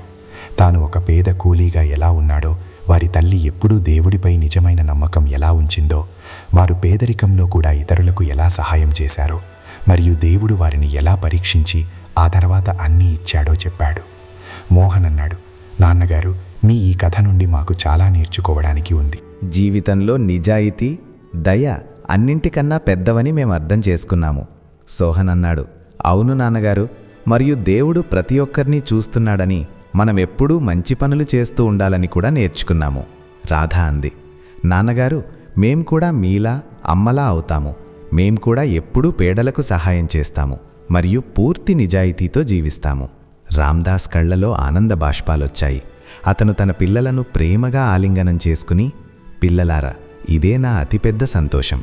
మీరందరూ మంచి మనుషులైతే నా జీవితం సఫలమైనట్లే అన్నాడు. గంగా అంది, వినండి, ఈరోజు మన జీవిత ప్రయాణం పూర్తయినట్లు నాకనిపిస్తోంది. మనం చూడాలనుకున్నవన్నీ చూశాము. మన పిల్లలు మంచివారయ్యారు. మన దగ్గర అన్నీ ఉన్నాయి. మరియు అన్నింటికన్నా ముఖ్యంగా మనకు దేవుడి నిజమైన ఆశీర్వాదం లభించింది. రామ్దాస్ అన్నాడు, అవును గంగా, నువ్వు చెప్పింది నిజమే. కానీ మన పని ఇంకా పూర్తి కాలేదు. మనం ఇంకా చాలా చెయ్యాలి. మనం గ్రామంలోని మరికొంతమంది పేదలకు సహాయం చెయ్యాలి. మనం పాఠశాలలు, ఆసుపత్రులు కట్టించాలి. మన గ్రామంలో ఏ ఒక్కరూ ఆకలితో ఉండకూడదని మనం నిర్ధారించుకోవాలి. గంగ చిరునవ్వుతో అంది, ఇది చాలా మంచి మాట. సరే, మనమందరం కలిసి చేద్దాం. తరువాత కొన్ని సంవత్సరాలలో రామ్దాస్, గంగా కలిసి తమ గ్రామంలో చాలా పెద్ద పనులు చేశారు. వారు ఒక పెద్ద పాఠశాల కట్టించారు. అక్కడ అబ్బాయిలు, అమ్మాయిలు ఇద్దరూ ఉచితంగా చదువుకోవచ్చు. వారు ఒక ఆసుపత్రి కూడా కట్టించారు. అక్కడ పేదలకు ఉచితంగా వైద్యం లభించేది. వారు చాలా బావులు తవ్వించారు మరియు మంచి రోడ్లు వేశారు. వారు పేద అమ్మాయిల పెళ్లిళ్లకు డబ్బు సహాయం చేశారు మరియు వితంతువులకు ఉపాధి కల్పించారు. రామ్దాస్, గంగల పేరు ఇప్పుడు ఆ ప్రాంతమంతా వ్యాపించింది. ప్రజలు వారిని చాలా గౌరవించేవారు. కానీ రామ్దాస్, గంగా ఎప్పుడూ గర్వపడలేదు. వారు ఎప్పుడూ సరళంగా, వినయంగా ఉండేవారు. ఒకరోజు విషయం, గ్రామంలో ఒక పెద్ద జాతర జరిగింది. జాతరకు చాలా దూరం నుండి ప్రజలు వచ్చారు. రామ్దాస్, గంగా కూడా ఆ జాతరకు వెళ్లారు. అక్కడ ఒక చోట ఒక వృద్ధ సాధువు కూర్చుని ప్రజలకు కథలు చెప్తున్నాడు. రామ్దాస్, గంగా కూడా ఆ గుంపులో నిలబడి సాధువు కథ వినసాగారు. సాధువు చెప్తున్నాడు, మిత్రులారా, ఈరోజు నేను మీకు ఒక వ్యక్తి కథ చెప్తాను. అతను తన మంచి కర్మలతో తన తలరాతను తానే మార్చుకున్నాడు. ఈ వ్యక్తి చాలా పేదవాడు. అతని దగ్గర తినడానికి తిండి, కట్టుకోవడానికి బట్టలు లేవు. అయినా అతను ఎప్పుడూ తప్పుడు మార్గాన్ని ఎంచుకోలేదు. అతను ఎప్పుడూ నిజాయితీగా పనిచేశాడు. అతను ఎప్పుడూ ఇతరులకు సహాయం చేశాడు. మరియు ఒకరోజు దేవుడు అతన్ని పరీక్షించాడు. రామ్దాస్, గంగా జాగ్రత్తగా వింటున్నారు. సాధువు కథ వారికి తమ కథలాగే అనిపించింది. సాధువు ఇంకా చెప్పాడు, దేవుడు ఆ వ్యక్తి ముందు ఒక పెద్ద నిధిని పెట్టాడు. ఆ వ్యక్తికి ఆ నిధి దొరికింది. ఇప్పుడు అతను కోరుకుంటే ఆ నిధిని తీసుకుని పారిపోవచ్చు. కానీ అతను అలా చేయలేదు. అతను తన నిజమైన నిజాయితీని చూపించాడు మరియు ఆ నిధిని ఎవరి భూమిలో దొరికిందో వారికే ఇచ్చేశాడు. దేవుడు ఆ వ్యక్తి నిజాయితీని చూశాడు మరియు అతనికి ఇంకా పెద్ద బహుమానం ఇచ్చాడు. ఈరోజు ఆ వ్యక్తి చాలా విజయవంతమయ్యాడు. కానీ అతను తన విజయం యొక్క పూర్తి ఘనతను దేవుడికే ఇస్తాడు. సాధువు తన కథనే చెప్తున్నాడని రామ్దాస్కు అనిపించింది. అతను గంగ వైపు చూశాడు. గంగ కూడా అదే ఆలోచిస్తోంది. సాధువు కథ ముగించి ప్రజలతో ఇలా అన్నాడు, మిత్రులారా, ఈ కథ మనకు నిజాయితీ, దయ అనేవే మనిషి అసలైన సంపద అని నేర్పుతుంది. డబ్బు వస్తుంది, పోతుంది, కానీ గుణం ఎప్పుడూ మనతోనే ఉంటుంది. అందుకే మనం ఎప్పుడూ మంచి పనులు చేయాలి. గుంపులో నుండి ఒక వ్యక్తి అడిగాడు, మహారాజా, ఈ కథ ఎవరిది? ఇది నిజమైన కథేనా? సాధువు చిరునవ్వుతో అన్నాడు, అవును, ఇది పూర్తిగా నిజమైన కథ. మరియు ఆ వ్యక్తి ఇక్కడే, ఈ గుంపులో నిలబడి ఉన్నాడు. ప్రజలందరూ అటూ ఇటూ చూశారు. సాధువు రామ్దాస్ వైపు వేలు చూపించి, ఇతనే రామ్దాస్, నేను మీకు ఇప్పుడే చెప్పిన కథలోని వ్యక్తి ఇతనే. ప్రజలందరూ రామ్దాస్ వైపు చూశారు. కొందరు రామ్దాస్ను గుర్తుపట్టారు, కొందరు లేదు. కాని అందరూ రామ్దాస్ కోసం గట్టిగా చప్పట్లు కొట్టారు. రామ్దాస్ సిగ్గుపడ్డాడు. అతను చేతులు జోడించి అందరికీ ధన్యవాదాలు తెలిపాడు. ఒక వ్యక్తి రామ్దాసును అడిగాడు, అయ్యా, మీకు నిజంగా నిధి దొరికిందా? మరియు మీరు దాన్ని తిరిగిచ్చేశారా? రామ్దాస్ అన్నాడు, అవును సోదరా, ఇది నిజం. నాకొక నిధి దొరికింది, కానీ అది నాది కాదు. అందుకే దాన్ని తిరిగిచ్చేశాను. మరియు దేవుడు నాకు దానికన్నా పెద్ద బహుమానం ఇచ్చాడు. రెండో వ్యక్తి అడిగాడు, కానీ మీకు భయం వేలేదా? మీరు ఆ నిధిని ఉంచుకుంటే త్వరగా ధనవంతులయ్యేవారు కదా. రామ్దాస్ అన్నాడు, సోదరా, భయం వేసింది. నా పిల్లలు ఆకలితో ఉన్నారు. నా దగ్గర డబ్బు లేదు. కానీ దొంగతనంగా వచ్చిన సంపద ఎప్పుడూ సుఖాన్ని ఇవ్వదని నాకు తెలుసు. నేను పేదవాడిగా ఉన్నా పరమాలేదు, కనీసం నిజాయితీగా ఉంటాను అనుకున్నాను. మూడో వ్యక్తి అన్నాడు, అయ్యా, మీరు చాలా గొప్పవారు. ఈ రోజుల్లో ఇలాంటి నిజాయితీపరులు చాలా తక్కువ. రామ్దాస్ అన్నాడు, లేదు సోదరా, నేను గొప్పవాడిని కాదు. నేనొక సాధారణ మనిషిని. కానీ నేను నా భార్య నుండి చాలా నేర్చుకున్నాను. నా భార్య ఎప్పుడూ దేవుడు మనల్ని చూసుకుంటాడని అనేవారు. మరియు ఆమె చెప్పింది పూర్తిగా నిజం. దేవుడు నిజంగా మనల్ని చూసుకున్నాడు. గంగా కళ్ళలో నీళ్లొచ్చాయి. ఆమె తన భర్త దగ్గరకు వెళ్ళి అతని చేయి పట్టుకుని, వినండి, ఇదంతా దేవుడి దయ. మనం కేవలం మన కర్తవ్యాన్ని నిర్వర్తించాము అంది. సాధువు మళ్ళీ అన్నాడు, మిత్రులారా, రామ్దాస్ గంగల కథ మనందరికీ ఒక పెద్ద పాఠం. జీవితంలో విజయం కేవలం డబ్బుతో రాదని మనం నేర్చుకోవాలి. విజయం మంచి కర్మలతో, నిజమైన నిజాయితీతో మరియు ఇతరులకు సహాయం చేయడంతో వస్తుంది. రామ్దాస్ ఇవన్నీ చేశాడు. అందుకే ఈరోజు అతను విజయవంతమయ్యాడు. గుంపులో నుండి ఒక వృద్ధురాలు అంది, మహారాజా, కానీ ఈ రోజుల్లో మంచి పనులు చేయడం వల్ల ఏమీ జరగదు. ఎవరైతే మోసం చేస్తారో వారే విజయవంతమవుతారు. సాధువు అన్నాడు, అమ్మ, ఈ మాట నిజం కాదు. మోసంతో వచ్చిన విజయం ఎప్పుడూ నిలవదు. సేట్ లాలచంద్ను చూడండి. అతను మోసం చేశాడు మరియు అతనికి నిధి దొరికింది. కానీ ఆ నిధి అతన్ని నాశనం చేసింది. ఈరోజు అతను నిరుపేద. మరోవైపు రామ్దాసును చూడండి. అతను నిజాయితీగా ఉన్నాడు మరియు దేవుడు అతనికి అన్నీ ఇచ్చాడు. మరియు ఈరోజు కూడా అతను సంతోషంగా ఉన్నాడు. వృద్ధురాలు అంది, మీరు చెప్పింది నిజమే మహారాజా, కానీ కొన్నిసార్లు మంచివాళ్ళు చాలా కష్టాలు పడాల్సి వస్తుంది. సాధువు అన్నాడు, అమ్మ, కష్టాలు అందరి జీవితంలోనూ వస్తాయి. కానీ ఎవరైతే దేవుడిపై గట్టి నమ్మకం ఉంచుతారో వారికి కష్టాలంటే భయం ఉండడు. రామ్దాస్ గంగ కూడా చాలా కష్టాలు పడ్డారు. వారు ఆకలిని అనుభవించారు, పేదరికాన్ని అనుభవించారు. కానీ వారు ఎప్పుడూ దేవుడిపై నమ్మకాన్ని కోల్పోలేదు. మరియు చూడండి, ఈరోజు దేవుడు వారికి అన్నీ ఇచ్చాడు. జాతరలో ఉన్న ప్రజలందరూ రామ్దాస్ గంగల వైపు చాలా గౌరవంగా చూస్తున్నారు. కొందరి కళ్ళల్లో గౌరవం, కొందరి కళ్ళల్లో ఆసక్తి ఉంది. రామ్దాస్ మరోసారి చేతులు జోడించి అందరికీ ధన్యవాదాలు చెప్పి అక్కడి నుండి వెళ్ళిపోయాడు. ఇంటికి వచ్చాక రామ్దాస్ గంగ తమ గదిలో కూర్చున్నారు. రామ్దాస్ అన్నాడు, గంగా, ఈరోజు జాతరలో జరిగింది నన్ను చాలా ఆలోచింపచేసింది. ప్రజలు నన్ను గొప్పవాడిని అంటున్నారు, కానీ నేనొక సాధారణ మనిషిని.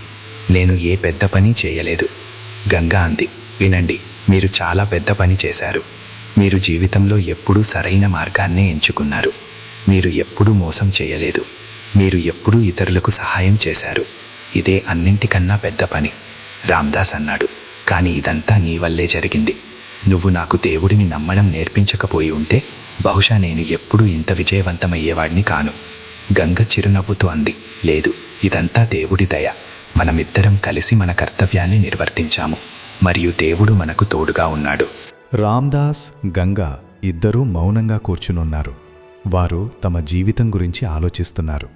వారి జీవితంలో ఎంత పెద్ద మార్పు వచ్చింది. వారు ఒక పేద కూలీ కుటుంబం నుండి ఒక విజయవంతమైన వ్యాపారి కుటుంబంగా ఎలా మారారు? మరియు ఇదంతా ఎలా జరిగింది? కేవలం దేవుడి దయ వల్ల. కొన్ని రోజుల తర్వాత రామ్దాస్కు పక్క గ్రామంలో భయంకరమైన వరదలు వచ్చాయని, చాలామంది నిరాశ్రయులయ్యారని వార్త అందింది. రామ్దాస్ వెంటనే ఆ ప్రజలకు సహాయం చేయాలని నిర్ణయించుకున్నాడు. అతను తన కొడుకులు మోహన్, సోహన్ లను పిలిచి, పిల్లలారా, వరద బాధితులకు మనం సహాయం చేయాలి. మీరిద్దరూ నాతో రండి అన్నాడు. మోహన్, సోహన్ ఇద్దరూ వెంటనే తమ తండ్రితో బయలుదేరారు. వారు తమతో పాటు ఆహారం, బట్టలు మరియు అవసరమైన మందులు తీసుకున్నారు. వారు ఆ గ్రామానికి చేరుకున్నప్పుడు చాలామంది నిరాశ్రయులయ్యారని చూశారు. వారి ఇళ్ళు నీటిలో మునిగిపోయాయి. పిల్లలు ఏడుస్తున్నారు. స్త్రీలు చాలా ఆందోళనగా ఉన్నారు. రామ్దాస్ అతని కొడుకులు ఆ ప్రజలకు కడుపు నిండా భోజనం పెట్టారు, బట్టలు ఇచ్చారు. మోహన్, సోహన్ అనారోగ్యంతో ఉన్నవారికి చికిత్స చేశారు. రామ్దాస్ వారికి కొత్త ఇళ్ళు కట్టించడంలో కూడా సహాయం చేస్తానని హామీ ఇచ్చాడు. గ్రామ ప్రజలు రామ్దాసును చూసి చాలా సంతోషించారు. ఒక వృద్ధుడన్నాడు, నాయనా, నువ్వు దేవుడి రూపం. నువ్వు మాకింత పెద్ద సహాయం చేశావు. దేవుడు నిన్ను చల్లగా చూస్తాడు. రామ్దాస్ అన్నాడు, పెద్దాయనా, ఇది నా కర్తవ్యం. దేవుడు నాకు చాలా ఇచ్చాడు. ఇప్పుడు నేను ఇతరులకు సహాయం చేయడం నా బాధ్యత. ఆ గ్రామంలో రామ్దాస్ అతని కొడుకులు చాలా రోజులు గడిపారు. వారు ప్రజలకు కొత్త ఇళ్ళు కట్టించడంలో సహాయం చేశారు. వారు పాఠశాల, గుడిని మరమ్మత్తు చేయించారు. వారు తమ గ్రామానికి తిరిగి వచ్చినప్పుడు గ్రామ ప్రజలందరూ వారిని స్వాగతించడానికి వచ్చారు. గంగా తన భర్త, కొడుకులను ప్రేమగా ఆలింగనం చేసుకుని, మీ ముగ్గురు గురించి నాకు చాలా గర్వంగా ఉంది. మీరు ఆ ప్రజలకింత సహాయం చేశారు. రామ్దాస్ అన్నాడు, గంగా, ఇదంతా నీ మంచి బోధనల ఫలితం. ఇతరులకు సహాయం చేయడమే అతిపెద్ద ధర్మమని నువ్వే మాకు నేర్పించావు. సమయం గడిచిపోయింది. రామ్దాస్, గంగా ఇప్పుడు చాలా వృద్ధులయ్యారు. వారి జుట్టు తెల్లబడింది మరియు ముఖంపై ముడతలు వచ్చాయి. కానీ వారి కళ్ళల్లో యవ్వనంలో ఉన్న మెరుపు ఇంకా ఉంది. ఒకరోజు రామ్దాస్ అనారోగ్యానికి గురయ్యాడు. అతనికి తీవ్రమైన జ్వరం వచ్చింది మరియు అతను మంచాన పడ్డాడు. గంగా చాలా ఆందోళన చెందింది. మోహన్, సోహన్ ఇద్దరూ డాక్టర్లు కావడంతో వారు తమ తండ్రికి చికిత్స చేయడం ప్రారంభించారు. కానీ రామ్దాస్ ఆరోగ్యం మెరుగుపడలేదు. ఒక రాత్రి రామ్దాస్ గంగను తన దగ్గరకు పిలిచి, గంగా, నా సమయం ఆసన్నమైనట్లుంది. గంగా కళ్ళల్లో నీళ్లు వచ్చాయి. ఆమె అంది, వద్దు, అలా అనకండి. మీరు త్వరగా కోలుకుంటారు. రామ్దాస్ చిరునవ్వుతూ అన్నాడు, గంగా, నాకు భయం లేదు. నేను నా జీవితాన్ని బాగా జీవించాను. నేను ఎప్పుడూ సరైన పనులే చేశాను. నేను ఇతరులకు సహాయం చేశాను. ఇప్పుడు దేవుడు నన్ను పిలుస్తుంటే నేను సిద్ధంగా ఉన్నాను. గంగా అంది, కానీ నా గతేంటి? మీరు లేకుండా నేను ఎలా జీవించగలను? రామ్దాస్ గంగ చెయ్యి పట్టుకుని, గంగా, నువ్వు చాలా ధైర్యవంతురాలివి. నువ్వు నన్నెప్పుడూ ఆదుకున్నావు. ఇప్పుడు నువ్వు మన పిల్లలను చూసుకోవాలి. మరియు ఎప్పుడూ గుర్తుంచుకో, దేవుడు ఎల్లప్పుడూ నీతో ఉంటాడు. గంగా ఏడవసాగింది. రామ్దాస్ ఆమెని ఓదార్చి, ఏడవకు గంగా, నేను నా జీవితంలో నేర్చుకున్న కొన్ని విషయాలు నీకు చెప్పాలనుకుంటున్నాను. మొదటిది, ఎప్పుడూ నిజాయితీగా ఉండు. మోసంతో వచ్చిన సంపద ఎప్పుడూ సుఖాన్నివ్వదు. రెండవది, ఎప్పుడూ ఇతరులకు సహాయం చేయి. మనం ఎవరికైనా సహాయం చేసినప్పుడు మనకు చాలా మంచి అనుభూతి కలుగుతుంది. మూడవది, దేవుడిపై నమ్మకం ఉంచు. దేవుడు ఎల్లప్పుడూ మనల్ని చూసుకుంటాడు. మరియు చివరిది, ఎప్పుడూ గర్వపడకు. విజయం సాధించినా వినయంగా ఉండు. గంగా వెక్కి వెక్కి ఏడుస్తూ, నేను అన్నీ గుర్తుంచుకుంటాను. రామ్దాస్ తన కొడుకులు, కూతురుని కూడా పిలిచాడు. అతను వారికి కూడా ఇదే విషయాలు చెప్పాడు. అతను అన్నాడు, పిల్లలారా, మీ ముగ్గురి గురించి నాకు చాలా గర్వంగా ఉంది. మీ ముగ్గురు బాగా చదువుకున్నారు మరియు మంచి మనుషులయ్యారు. కానీ గుర్తుంచుకోండి, చదువు కన్నా మంచి గుణం ముఖ్యం. ఎప్పుడూ నిజాయితీగా ఉండండి. ఎప్పుడూ ఇతరులకు సహాయం చేయండి మరియు దేవుడిపై నమ్మకం ఉంచండి. ముగ్గురు పిల్లలు తమ తండ్రి పాదాలకు నమస్కరించి ఆయన మాటలను ఎప్పటికీ గుర్తుంచుకుంటామని వాగ్దానం చేశారు. ఆ రాత్రి రామ్దాస్ ఆరోగ్యం మరింత క్షీణించింది. తెల్లవారుజామున అతను తుది శ్వాస విడిచాడు. గంగ, పిల్లలు చాలా ఏడ్చారు. గ్రామం మొత్తం శోకసంద్రంలో మునిగిపోయింది. రామ్దాస్ ఒక చాలా మంచి వ్యక్తి మరియు అందరికీ అతనిపై చాలా ప్రేమ ఉండేది. రామ్దాస్ అంత్యక్రియలు చాలా వైభవంగా జరిగాయి. గ్రామ ప్రజలందరూ వచ్చారు. చుట్టుపక్కల గ్రామాల నుండి కూడా ప్రజలొచ్చారు. అందరూ రామ్దాస్కు నివాళులు అర్పించారు. ఒక వృద్ధుడు అన్నారు, రామ్దాస్ ఒక గొప్ప వ్యక్తి. అతను ఎప్పుడూ అందరికీ సహాయం చేశాడు. అతను మాకు ఒక ఆదర్శం. ఒక మహిళ అంది, రామ్దాస్ గారు నా కూతురి పెళ్లికి సహాయం చేశారు. నేను ఆయన్ను ఎప్పటికీ మరువలేను. ఒక యువకుడు అన్నాడు, రామ్దాస్ గారు నన్ను బడికి పంపారు. ఈరోజు నేను ఏ స్థాయిలో ఉన్నానో అది ఆయన వల్లే. అందరూ రామ్దాస్ను ప్రశంసిస్తున్నారు. గంగ ఇదంతా వింటోంది. తన భర్త అంత మంచి వ్యక్తి అయినందుకు ఆమెకు గర్వంగా అనిపించింది. రామ్దాస్ మరణం తర్వాత గంగ చాలా విచారంగా ఉండసాగింది. కానీ ఆమె తన భర్త మాటలను గుర్తుంచుకుంది. ఆమె తన పిల్లలను చూసుకుంది. మోహన్, సోహన్ ఇద్దరూ తన తండ్రి మంచి పనులను కొనసాగించారు. వారు పేదలకు సహాయం చేయడం కొనసాగించారు. రాధ కూడా తన తల్లికి సహాయం చేసేది. మరికొన్ని సంవత్సరాలు గడిచాయి. గంగ ఇప్పుడు చాలా వృద్ధురాలయ్యింది. ఆమె ఎక్కువగా గుడిలోనే గడిపేది. ఒకరోజు ఆమె గుడిలో కూర్చుని దేవుడిని ప్రార్థిస్తుండగా ఆమెకు ఒక స్వరం వినిపించింది. ఆ స్వరం అంది, గంగా, నీ భర్త జీవితం ఒక ఆదర్శ జీవితం. మీరిద్దరూ ఎప్పుడూ మంచి పనులే చేశారు. మీరిద్దరూ ఎప్పుడూ చెడు ఆలోచించలేదు. అందుకే నేను మీ ఇద్దరినీ ఆశీర్వదిస్తున్నాను. మీ కథను తరతరాలుగా ప్రజలు చెప్పుకుంటారు మరియు ప్రజలు మీ కథ నుండి నేర్చుకుంటారు. గంగా కళ్ళు తెరిచుండి అక్కడ ఎవరూ లేరు. కానీ అది దేవుడి స్వరమే అని ఆమెకు అనిపించింది. ఆమె కళ్ళలో ఆనంద బాష్పాలు వచ్చాయి. ఆమె చేతులు జోడించి దేవుడికి ధన్యవాదాలు తెలిపింది. ఆ రాత్రి గంగకు ఒక చాలా అందమైన కల వచ్చింది. కలలో ఆమె ఒక చాలా అందమైన ప్రదేశంలో ఉన్నట్లు చూసింది. అక్కడ చాలా పువ్వులు, నదులు ఉన్నాయి మరియు పక్షులు కిలకిలా రావాలు చేస్తున్నాయి. అప్పుడు ఆమె రామ్దాస్ని చూసింది. రామ్దాస్ అక్కడ నిలబడి చిరునవ్వు నవ్వుతున్నాడు. గంగ పరుగెత్తి రామ్దాస్ను ఆలింగనం చేసుకుంది. ఆమె అంది, మీరు ఎక్కడున్నారా? నేను మిమ్మల్ని చాలా గుర్తు చేసుకుంటున్నాను. రామ్దాస్ అన్నాడు, గంగా, నేను ఎల్లప్పుడూ నీతోనే ఉన్నాను. నేను భౌతికంగా నీ దగ్గర లేకపోయినా ఆత్మరూపంలో ఎప్పుడూ నీతోనే ఉంటాను. గంగ అడిగింది, ఈ ప్రదేశం ఎక్కడుంది? ఇక్కడ ఎంత ప్రశాంతంగా ఉంది. రామ్దాస్ అన్నాడు, ఇది స్వర్గం. దేవుడు నన్ను ఇక్కడికి పిలిచాడు మరియు త్వరలో నువ్వు కూడా ఇక్కడికి వస్తావు. గంగ అంది, కానీ నాకు పిల్లల గురించి చింతగా ఉంది. రామ్దాస్ అన్నాడు, చింతించకు. మన పిల్లలు చాలా తెలివైనవారు. వారు తమను, ఇతరులను చూసుకోగలరు. నువ్వు వారికి మంచి విద్యను ఇచ్చావు. ఇప్పుడు నువ్వు చింతించాల్సిన అవసరం లేదు. గంగ అంది, మనం మన జీవితంలో చాలా చూశాము. పేదరికం చూశాము, సుఖం చూశాము, దుఃఖం చూశాము. కానీ మనం ఎప్పుడూ మన ధర్మాన్ని వీడలేదు. రామ్దాస్ అన్నాడు, అవును, మరియు అదే మన అతిపెద్ద విజయం. మనం ఎప్పుడూ సరైన మార్గాన్నే ఎంచుకున్నాము మరియు దేవుడు మనకు దాని తీపి ఫలాన్ని ఇచ్చాడు. కల ముగిసింది మరియు గంగకు మెలకువ వచ్చింది. ఆమెకు చాలా ప్రశాంతంగా అనిపించింది. రామ్దాస్ తన చాలా దగ్గరగా ఉన్నట్లు ఆమెకు అనిపించింది. కొన్ని రోజుల తర్వాత గంగ కూడా అనారోగ్యానికి గురైంది. మోహన్, సోహన్ ఆమెకు చాలా వైద్యం చేయించారు. కానీ ఆమె ఆరోగ్యం మెరుగుపడలేదు. తన సమయం ఆసన్నమైందని గంగకు తెలుసు. ఆమె తన పిల్లలను పిలిచి, పిల్లలారా, నేనిప్పుడు వెళ్ళిపోతున్నాను. కానీ మీరు ఆందోళన చెందకండి.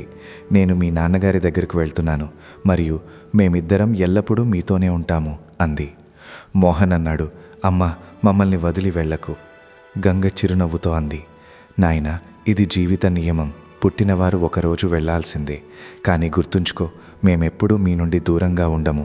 మా ఆత్మ ఎల్లప్పుడూ మీతోనే ఉంటుంది మరియు మీకు ఎల్లప్పుడూ సరైన మార్గాన్ని చూపుతుంది. సోహన్ అన్నాడు, అమ్మా, మేము మీ అన్ని మాటలను గుర్తుంచుకుంటాము. గంగ అంది, పిల్లలారా, నేను మీకు ఒక చివరి మాట చెప్పాలనుకుంటున్నాను. మా జీవితంలో చాలా ఎత్తుపల్లాలు వచ్చాయి. మేము పేదరికం చూశాము, సుఖం చూశాము. కానీ మేమెప్పుడూ దేవుడిపై నమ్మకాన్ని కోల్పోలేదు మరియు దేవుడు మమ్మల్ని ఎప్పుడూ నిరాశపరచలేదు. మీరు కూడా ఎప్పుడూ దేవుడిపై నమ్మకం ఉంచండి.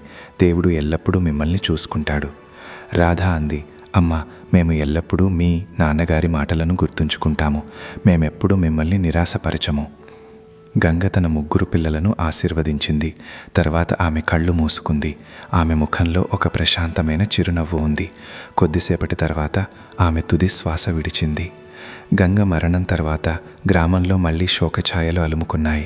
రామ్దాస్, గంగ లాంటి జంట మళ్ళీ దొరకరని ప్రజలు అనుకున్నారు. వారు తమ జీవితం ద్వారా నిజాయితీ, దయతో ఎలా జీవించాలో అందరికీ నేర్పించారు. గంగ అంత్యక్రియలు కూడా చాలా వైభవంగా జరిగాయి. గ్రామ ప్రజలందరూ వచ్చారు. అందరూ గంగకు నివాళులర్పించారు. ఒక వృద్ధురాలు అంది, గంగమ్మ ఒక గొప్ప స్త్రీ. ఆమె ఎప్పుడూ అందరికీ సహాయం చేసింది. ఆమె మాకొక స్ఫూర్తి. మోహన్, సోహన్, రాధ తమ తల్లిదండ్రుల మంచి పనులను కొనసాగించాలని నిర్ణయించుకున్నారు. వారు గ్రామంలో మరిన్ని పాఠశాలలు తెరిచారు, మరిన్ని ఆసుపత్రులు కట్టించారు. వారు పేదలకు సహాయం చేయడం కొనసాగించారు. రామ్దాస్, గంగల కథ గ్రామంలో ప్రతి ఒక్కరికి తెలుసు, మరియు ఈ కథ ఒక తరం నుండి మరో తరానికి చేరవేయబడింది. ఈరోజు కూడా ఆ గ్రామంలో రామ్దాస్, గంగల జ్ఞాపకార్థం ఒక అందమైన గుడి ఉంది. గుడిలో వారి విగ్రహాలు ఉన్నాయి. ప్రజలు అక్కడికి వెళ్ళి వారిని స్మరించుకుని ప్రార్థిస్తారు. గుడి గోడపై పెద్ద అక్షరాలతో ఇలా రాసి ఉంది: పేదవాడి అదృష్టఫలం, రామ్దాస్, గంగల అమర కథ. ఈ కథ మనకు జీవితంలో విజయం సాధించడానికి కేవలం కష్టపడితే సరిపోదని, నిజాయితీ, దయ మరియు దేవుడిపై నిజమైన నమ్మకం కూడా చాలా అవసరమని ఒక పెద్ద పాఠం నేర్పుతుంది. రామ్దాస్, గంగ తమ జీవితంలో ఇవన్నీ పాటించారు. అందుకే దేవుడు వారికి అన్నీ ఇచ్చాడు. దేవుడు ప్రతి ఒక్కరిని చూస్తున్నాడు. ఆయన ప్రతి ఒక్కరి చిన్న పెద్ద కర్మలను చూస్తున్నాడు. ఎవరైతే మంచి పనులు చేస్తారో వారికి దేవుడు తప్పకుండా బహుమానం ఇస్తాడు. బహుశా వెంటనే దొరకకపోవచ్చు, బహుశా కొంచెం ఆలస్యంగా దొరకవచ్చు, కానీ తప్పకుండా ఇస్తాడు. అందుకే మనం ఎప్పుడూ ఆశను వదులుకోకూడదు. మనం ఎప్పుడూ మంచి పనులు చేస్తూ ఉండాలి మరియు దేవుడిపై మన నమ్మకాన్ని ఉంచాలి. రామ్దాస్ కథ పేదరికం ఒక శాపం కాదని కూడా నేర్పుతుంది. పేదగా ఉండడం తప్పు కాదు, తప్పు మోసగాడిగా ఉండడం. మనం నిజాయితీగా కష్టపడి పనిచేస్తే మనం ఎలాంటి దుస్థితి నుండైనా బయటపడగలము. రామ్దాస్ ఒక పేద కూలి, కానీ తన నిజాయితీ, కఠోర శ్రమతో అతను ఒక విజయవంతమైన వ్యాపారి అయ్యాడు. గంగ కథ ఒక స్త్రీ యొక్క నిజమైన బలం ఆమె గట్టి నమ్మకంలో ఉందని నేర్పుతుంది. గంగ తన జీవితంలోని అత్యంత కష్ట సమయాలలో కూడా దేవుడిపై తన నమ్మకాన్ని కోల్పోలేదు. ఆమె ఎప్పుడు తన భర్తకు మంచి మాటలు చెప్పి అతని ధైర్యాన్ని పెంచింది. ఆమె ఎప్పుడు తన ఆలోచనలను సానుకూలంగా ఉంచుకుంది, మరియు నిజానికి అదే ఆమె అతిపెద్ద బలమైంది. ఈ కథ దురాశ చాలా చెడ్డదని కూడా నేర్పుతుంది. సేఠ్ లాలచంద్ను చూడండి. అతని దగ్గర ముందే అన్నీ ఉన్నాయి, అయినా అతను సంతృప్తి చెందలేదు. అతనికి నిధి దొరికినప్పుడు అతని దురాశ మరింత పెరిగింది, మరియు చివరికి అదే దురాశ అతన్ని పూర్తిగా నాశనం చేసింది. అందుకే మనకు లభించిన దానితో సంతోషంగా ఉండాలి. ఎక్కువ ఆశతో ఉన్నదంతా కోల్పోకూడదు. ఈ కథ ఇతరులకు సహాయం చేయడమే అతిపెద్ద ధర్మమని కూడా నేర్పుతుంది. రామ్దాస్, గంగ ఎప్పుడూ ఇతరులకు సహాయం చేశారు. వారి దగ్గర తక్కువ ఉన్నా వారు ఇతరులకిచ్చారు, మరియు దేవుడు వారి ఈ దయను చూశాడు మరియు వారికి పెద్ద బహుమానమిచ్చాడు. ఈ కథ పరీక్షా సమయంలో మనం ధైర్యంగా ఉండాలని కూడా నేర్పుతుంది. రామ్దాస్కు నిధి దొరికింది. అతను దాన్ని తీసుకుని పారిపోవచ్చు, కానీ అతను నిజాయితీని చూపించాడు. ఇది అతని పరీక్ష, మరియు అతను అందులో నెక్కాడు. అందుకే మన ముందు ఏదైనా కష్టం వచ్చినప్పుడు మనం ఎప్పుడూ సరైన మార్గాన్ని ఎంచుకోవాలి. ఈ కథ నిజమైన సంపద మనిషి యొక్క గుణం అని కూడా నేర్పుతుంది. రామ్దాస్ దగ్గర మొదట డబ్బు లేదు, కానీ అతని గుణం చాలా మంచిది, మరియు అదే గుణం అతన్ని జీవితంలో విజయవంతం చేసింది. ఈ కథ పిల్లలకు మంచి విద్యను ఇవ్వడం చాలా అవసరమని కూడా నేర్పుతుంది. కానీ కేవలం పుస్తక విద్య సరిపోదు, వారికి నైతిక విద్యను ఇవ్వడం కూడా చాలా అవసరం. రామ్దాస్, గంగ తమ పిల్లలకు మంచి నైతిక విద్యను ఇచ్చారు. అందుకే వారి పిల్లలు కూడా మంచి మనుషులయ్యారు. ఈ కథ గర్వపడకూడదని కూడా నేర్పుతుంది. రామ్దాస్ విజయవంతమయ్యాడు, కానీ అతను ఎప్పుడూ గర్వపడలేదు. అతను ఎప్పుడూ వినయంగా ఉన్నాడు. ఇదంతా దేవుడి దయ వల్లే జరిగిందని అతను ఎప్పుడు గుర్తుంచుకున్నాడు. ఈ కథ దేవుడి సమయమే సరైన సమయం అని కూడా నేర్పుతుంది. దేవుడికిష్టమైనప్పుడే మన రోజులు మారుతాయని గంగ ఎప్పుడూ అనేవారు, మరియు అదే నిజమైంది. దేవుడు సరైన సమయంలో రామ్దాస్కు సహాయం చేశాడు. అందుకే మనం ఎప్పుడూ తొందరపడకూడదు. మనం దేవుడి సమయం కోసం వేచి ఉండాలి. ఈ కథ జీవితంలో ఎత్తుపల్లాలు వస్తూ ఉంటాయని కూడా నేర్పుతుంది. కొన్నిసార్లు మంచి సమయం, కొన్నిసార్లు చెడు, కానీ మనం ప్రతి సమయంలోనూ ధైర్యంగా ఉండాలి. రామ్దాస్, గంగ చెడు సమయంలో ధైర్యంగా ఉన్నారు, మరియు మంచి సమయంలో గర్వపడలేదు. ఇదే వారి పెద్ద విజయానికి రహస్యం. చివరగా ఈ కథ దేవుడు అందరితోనూ ఉన్నాడని నేర్పుతుంది. దేవుడు మన నుండి దూరంగా ఉన్నాడని మనకు అనిపించినా ఆయన ఎప్పుడూ మనతోనే ఉంటాడు. ఆయన మనల్ని చూస్తున్నాడు, మనల్ని రక్షిస్తున్నాడు. మనం కేవలం ఆయనపై గట్టి నమ్మకం ఉంచాలి. రామ్దాస్, గంగల కథ మనందరికీ ఒక స్ఫూర్తి. ఈ కథ మనం సరైన మార్గంలో నడిస్తే దేవుడు మనకు ఎల్లప్పుడూ తోడుగా ఉంటాడని నేర్పుతుంది.